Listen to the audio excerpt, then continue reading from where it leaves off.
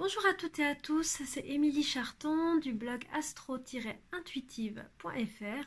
Je vous retrouve pour parler de la dernière pleine lune de l'année 2018 qui aura lieu samedi 22 décembre. Elle se passera exactement pour nous, heure française, à 18h48. Et petite coïncidence, cette pleine lune se passe en même temps que le solstice d'hiver. Donc on va, j'allais dire, on va discuter ensemble, mais comme on me l'a dit dans les commentaires, je vais vous parler, parce qu'effectivement on ne peut pas discuter en direct, donc je vais vous parler des énergies astrologiques autour de cette fin d'année. Donc déjà, on va parler un petit peu du solstice. Donc cette pleine lune, en fait, elle est vraiment reliée à une des 4 grandes portes de l'année. Et le solstice, en fait, représente finalement le redémarrage d'une nouvelle année. Donc même si pour nous, le nouvel an, c'est le 1er janvier 2019, finalement, d'un point de vue, on va dire, astronomique, astrologique, le nouvel an a lieu d'une certaine manière au solstice d'hiver. Pourquoi? Parce qu'à partir de ce moment-là, la lumière arrête de décroître et petit à petit, elle va remonter tout au long du mois de janvier, février, etc. Même si ça ne se voit pas.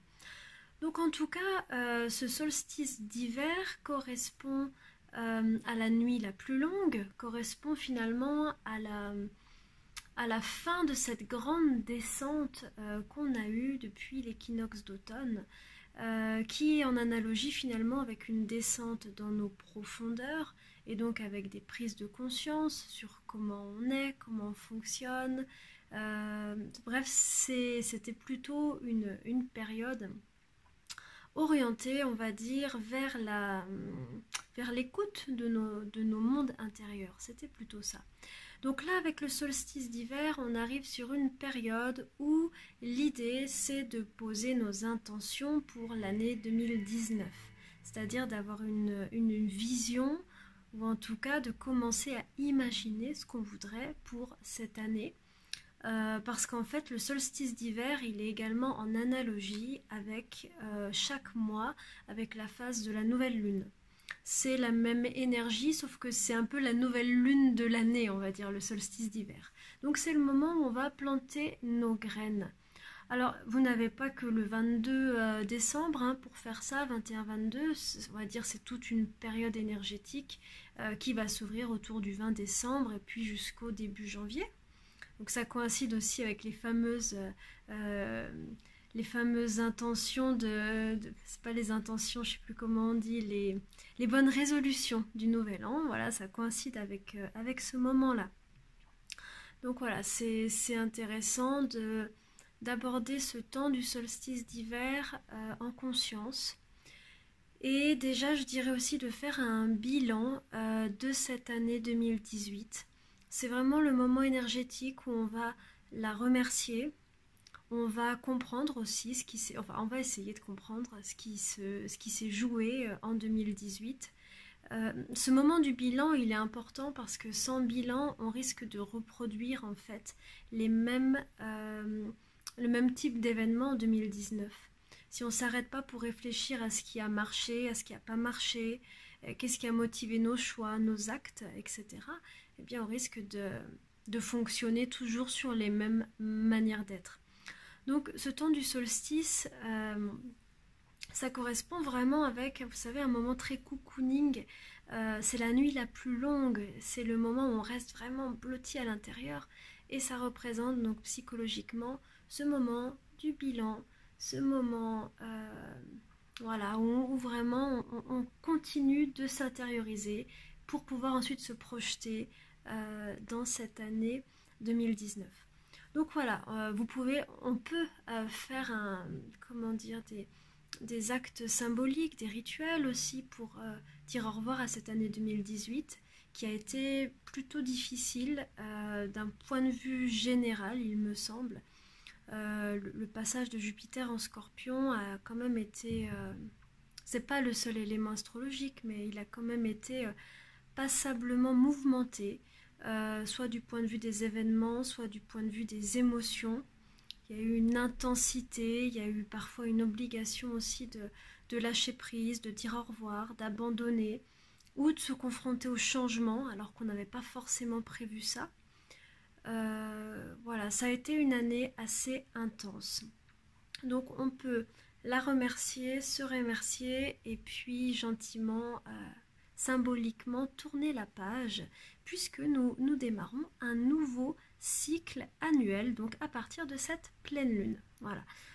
Donc ça c'était la petite introduction et maintenant on va parler un peu plus précisément de l'ambiance de cette pleine lune et puis des enjeux des autres planètes, des autres aspects astrologiques pour cette fin d'année.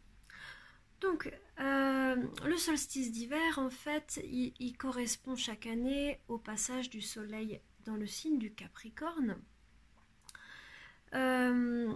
qui est un signe, encore une fois, en lien avec une forme d'intériorisation, une forme de... Il y a un besoin de solitude, il y a un besoin de silence avec ce signe du Capricorne. Autant dans le Sagittaire, donc là on en sort, on est dans l'effervescence un petit peu, c'est un signe de feu, c'est un peu tout feu tout flamme, et à partir du 21, quand le soleil va rentrer en Capricorne, on va rentrer dans quelque chose de plus ralenti, de plus silencieux, qui va nous remettre sur l'essentiel. Et d'ailleurs, les fêtes de Noël, on devrait peut-être les aborder comme ça, avec vraiment une forme de profondeur et de retour à la simplicité, parce que ce signe du Capricorne, quelque part, il nous dirige vers ça, en tout cas d'un point de vue spirituel. Mais c'est pas du Capricorne dont je voulais vous parler. Je voulais vous parler du Cancer, qui est le signe en face, puisque lors d'une pleine lune, le soleil et la lune sont opposés, ce qui signifie donc que pour cette pleine lune de samedi 22, la lune sera en Cancer. Elle sera exactement à 0 degré du Cancer.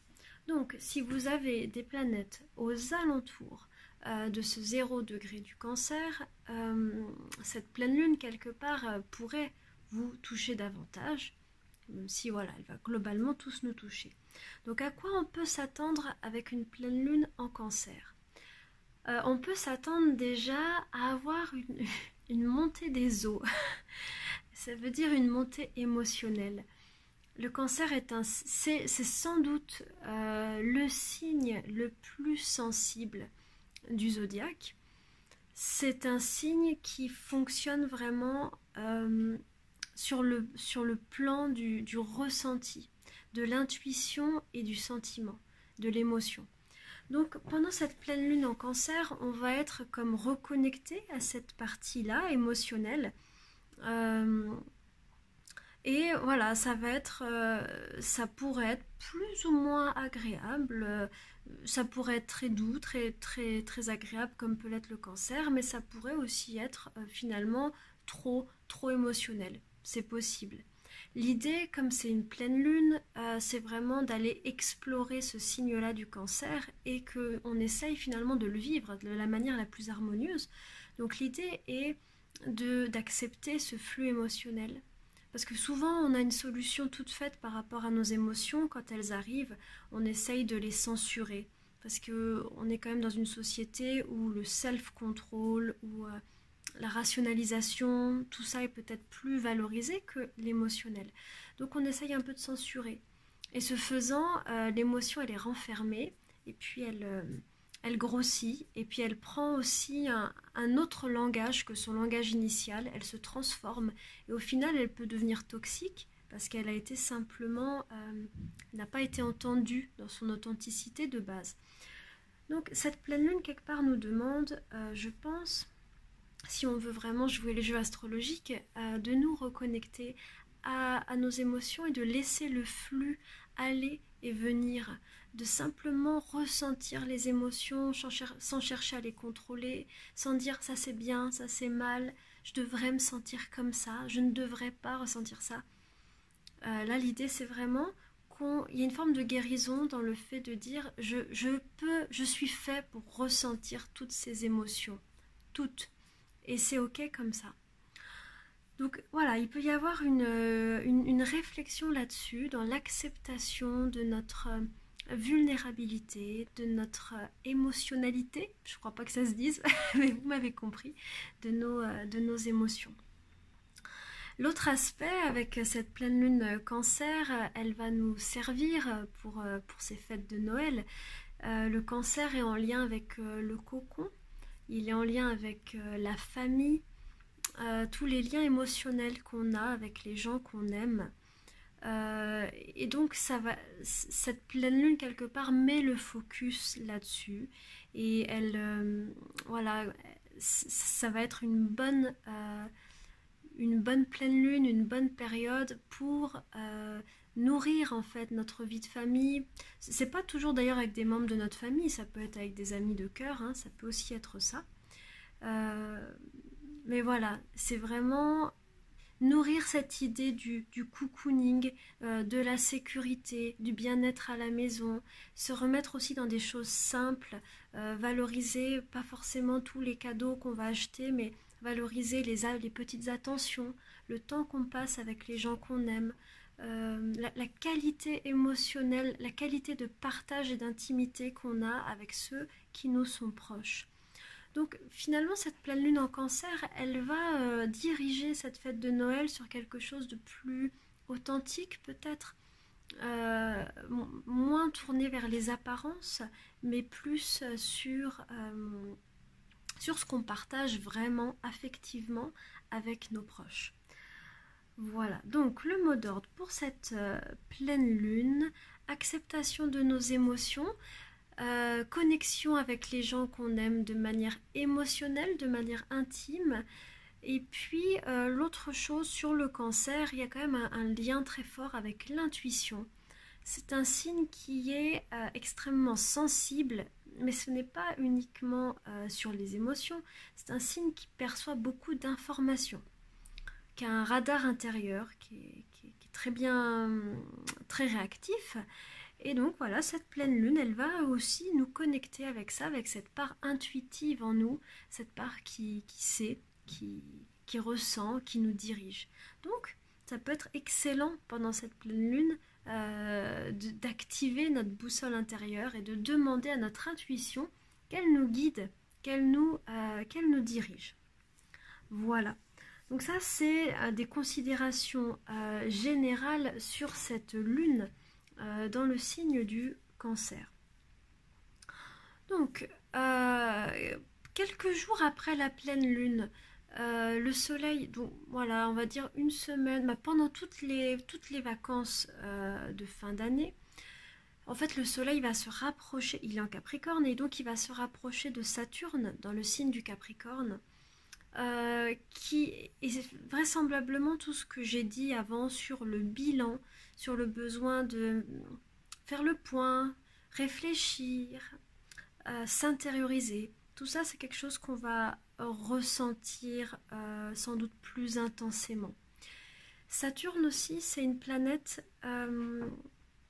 qu'on va ressentir du coup, puisque le soleil va se mettre collé à Saturne. Le soleil va être le porte-parole de Saturne. Saturne est des fois une planète qui nous demande de faire des choix, de nous aligner avec notre authenticité. C'est une planète qui nous montre en fait tout ce qui est faux, tout ce qui n'est plus nourrissant pour notre âme. Et ce faisant, Saturne agit comme une sorte de faux qui vient couper. Donc il est possible aussi que là, sur cette fin d'année, il y a des choses qu'on n'ait pas envie de ramener en 2019. On peut se servir de cette conjonction Soleil-Saturne pour prendre conscience, se réaligner vraiment avec nous et finalement couper tout ce qui n'est plus aligné, tout ce qui ne nourrit plus vraiment notre âme, tout ce qui ne nous nourrit plus en fait, voilà. Ça, c'est la bonne manière, je trouve, d'utiliser cette conjonction du Soleil à Saturne. Voilà, d'accepter le bilan, d'accepter de couper et d'accepter de faire des choix. C'est un petit peu ça, cette ambiance-là de ce Saturne. C'est aussi un bon moment du coup pour démarrer par exemple un programme de discipline. Je sais pas, on se dit au 1er janvier, tiens, en 2019, je vais méditer tous les jours, ou je vais refaire du sport, ou je vais mieux manger, etc., etc. Saturne est vraiment une planète de discipline. C'est elle quelque part qui nous aide à réaliser nos objectifs. C'est elle qui nous donne la constance, qui nous donne l'enracinement et la profondeur dans l'action. Donc voilà, en ce moment, c'était déjà le cas l'an dernier, on démarre toutes nos années en compagnie de Saturne. Donc on démarre avec la sagesse et la discipline comme conseillère.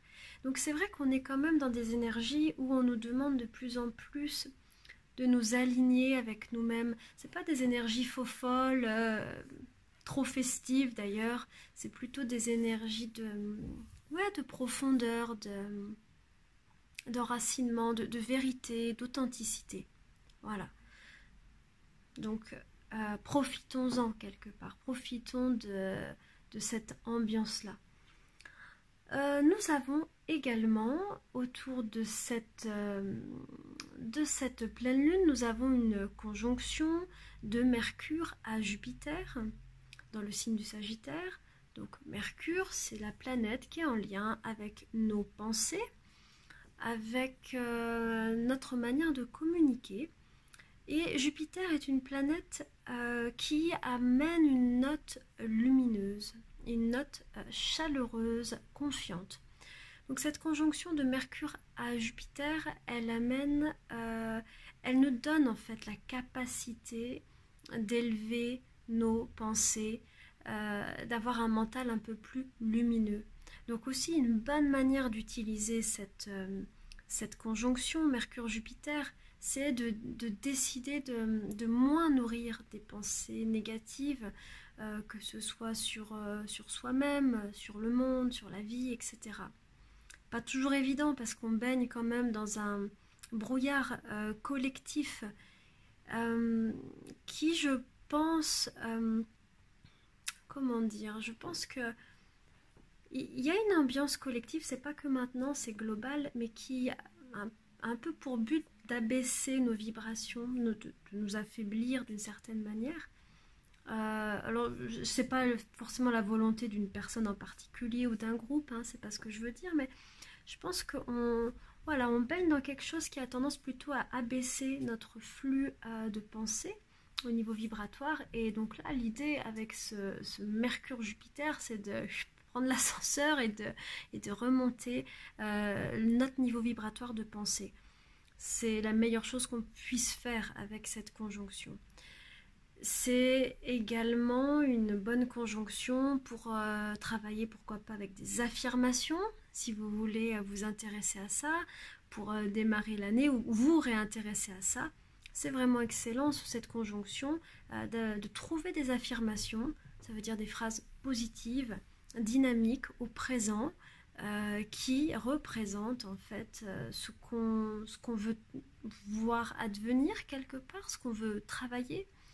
Et ces affirmations, soit on peut les dire, soit on peut aussi les écrire dans un cahier par exemple. Ce sont des techniques assez puissantes de reconditionnement de nos pensées.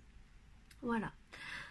Ce Mercure, justement c'est marrant, ce Mercure, c'est exactement ce que je disais avant, ce Mercure il est également en aspect de carré avec Neptune, donc en aspect de tension. C'est exactement ce que je disais en fait, dans ce fameux brouillard collectif. Oui, c'est ça, c'est le fait que des fois cet enthousiasme qu'on peut avoir, cette envie d'aller de l'avant, elle est comme freinée par une ambiance un petit peu morose collective. Donc ça peut un petit peu nous desservir. Et puis l'autre chose dans ce carré Mercure-Neptune, c'est que des fois c'est vraiment le flou. Mercure, si vous voulez, c'est le mental et Neptune, c'est l'intuition. Et là, il y a les deux ça frotte quoi. L'intuition, elle cherche, parce que Neptune sera toujours plus fort que Mercure, c'est une planète plus lente. Donc Neptune, l'intuition, est censée guider Mercure, le mental. Et dans un carré comme ça, le mental, juste, il comprend rien. Il est juste déboussolé. Il cherche, mais il tourne en boucle et il comprend pas bien où est-ce que la vie est en train de le mener. Donc là, un peu une clé aussi pour ce contact Mercure-Neptune, c'est de... comment dire, c'est d'essayer d'écouter plus activement son intuition.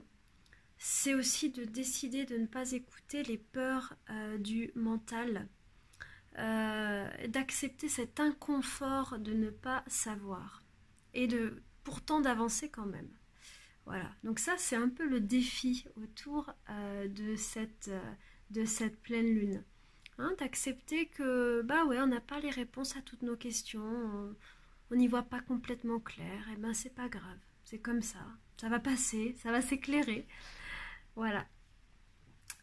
Donc ça c'est je dirais que ce défi pour cette pleine lune, c'est vraiment de rester positif, de rester confiant, d'avoir un mental lumineux, de ne pas se laisser emporter par cet inconscient collectif brumeux et puis des fois morose, mais d'être up, de prendre l'ascenseur, quoi. Ça va être un petit peu notre défi. Et ce dont je voulais vous parler, enfin, autre aspect important. Enfin, il y a encore 2 aspects là dont je voudrais vous parler. Allez, on va commencer avec Vénus. Donc Vénus, planète des relations, de l'amour aussi. Alors ça y est, enfin Vénus est sortie de son axe d'opposition à Uranus. Donc ça faisait 3 mois environ qu'Uranus était en face de Vénus. Ça veut dire que là, on a fini un petit peu le turnover, vous savez, cette plaque tournante qu'il y avait au niveau des relations. Ça travaillait, ça bougeait, on ne savait pas trop. Enfin, il n'est pas dit que tout le monde l'ait ressenti. Mais si vous aviez des planètes environ vers le 2e décan des signes fixes, ça veut dire du Taureau, du Scorpion, du Lion et du Verseau, il est probable que vous l'ayez plus senti. Et là, ça y est, ça se pose. C'est comme si, vous savez, je vous disais, on prend les dés, on les jette, quoi. Les dés sont... Il y a une nouvelle organisation qui est en train de se mettre en place, relationnellement parlant. Et là, ça y est, la nouvelle organisation a été mise en place. Donc, vraisemblablement, maintenant, il devrait y avoir un peu plus de stabilité dans le champ relationnel, logiquement. Et on finit l'année sur un joli trigone de Neptune à Vénus, qui amène vraiment une ambiance douce, un petit peu romantique, un peu rêveuse, qui va aussi favoriser tout ce qui est créatif, artistique. Donc ça vient pas mal adoucir en fait le champ des relations. C'est un joli aspect qui va nous envelopper comme ça. Il y a un petit côté enveloppant dans ce trigone Vénus-Neptune. Il va nous envelopper pendant environ, allez, 1 semaine après la pleine lune. Donc pendant toutes les fêtes de Noël. Voilà. Et enfin, l'autre morceau, ça va être un morceau dont je voulais vous parler, quelque chose d'un peu plus important, c'est le passage progressivement du nœud sud sur Pluton dans le signe du Capricorne. Donc le nœud sud, il est rentré en Capricorne il y a quelques temps, il n'y a pas très longtemps, et il avance, et bientôt, enfin il a commencé, il est en conjonction, il est proche de Pluton. Pluton est une planète qui représente beaucoup de choses, mais entre autres choses, je dirais les mémoires, et peut-être aussi les mémoires karmiques. Un noyau en tout cas d'informations qu'on a tous en nous et qui d'une certaine manière nous conditionne. Ce nœud sud, en passant sur Pluton, quelque part, je pense, c'est une piste d'interprétation, c'est sans doute pas la seule. Je pense qu'il propose vraiment d'aller un peu plus loin dans tout ce qui est purification, nettoyage de nos mémoires, transmutation de l'ombre en lumière, que que ce soit en nous, que ce soit dans ces fameux schémas karmiques répétitifs. Le nœud sud, en fait, il a pour but de couper, il a pour but de transmuter, non, c'est Pluton qui a pour but de transmuter, mais il a pour but de passer à autre chose. Et voilà, là il y a quand même une invitation, je dirais, à transmuter tout ce qui est de l'ordre du passé. Ça peut être aussi dans notre chemin de vie, il y a peut-être des choses qui ont été difficiles dans notre chemin de vie, qu'on considère comme des boulets, des choses dures. Et l'idée c'est comment aujourd'hui on peut en faire notre force, comment on peut faire notre alchimie avec ça.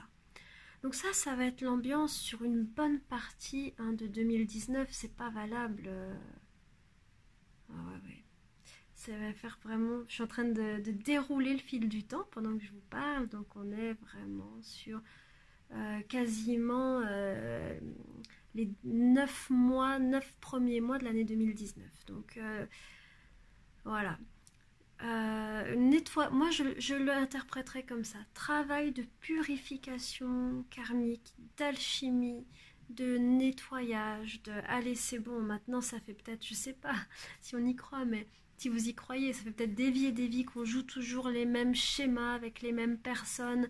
Ça serait peut-être bien là qu'on a la chance d'être conscient. Ça serait bien qu'on fasse autre chose, qu'on soit un peu créatif, qu'on arrête de reproduire. Donc ça peut être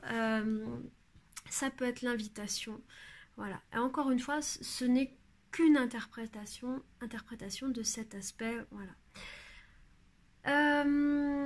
Et bien voilà. Je pense qu'on a fait le tour pour cette pleine lune. Une dernière chose aussi dont je voulais vous parler quand même pour là toute cette semaine autour de cette vidéo, donc ça va durer encore environ 5-6 jours après la pleine lune, nous avons le soleil qui est en trigone avec Uranus. Ça veut dire que là on est aussi sur une fin d'année qui est, comment dire, qui vient chercher notre créativité, notre innovation. Ça peut être une bonne période là toute cette semaine pour trouver des nouvelles manières de faire, des nouvelles manières de travailler, des nouvelles manières d'être, qui ont pour but plus de liberté, plus de créativité. Voilà. Moi j'aime bien en règle générale ces semaines Soleil-Uranus, c'est inspirant, c'est exaltant. Voilà. Et là en ce moment on est dedans. Donc voilà, à nous d'en profiter. Alors voilà, du coup ça sera la dernière vidéo de cette année 2018. Ouais, je vous remercie vraiment de m'avoir suivi tout au long de cette année, ou si vous m'avez découvert en cours de route. Bien sûr, on se retrouve en 2019 pour continuer l'aventure. Je pense qu'il y aura certains changements. Je ne vais pas encore trop m'avancer puisque le processus est à l'œuvre, mais voilà, des changements que je pense assez exaltants pour cette année 2019 et qui se dessinent. Voilà. Il me reste à vous souhaiter une très très belle fête de très très belle fête de fin d'année, de bien finir avec ceux qui vous sont chers. Et puis voilà, moi je vous retrouve en 2019 avec des nouvelles idées, des nouveaux projets et plein de belles choses. Je vous embrasse, à tout bientôt!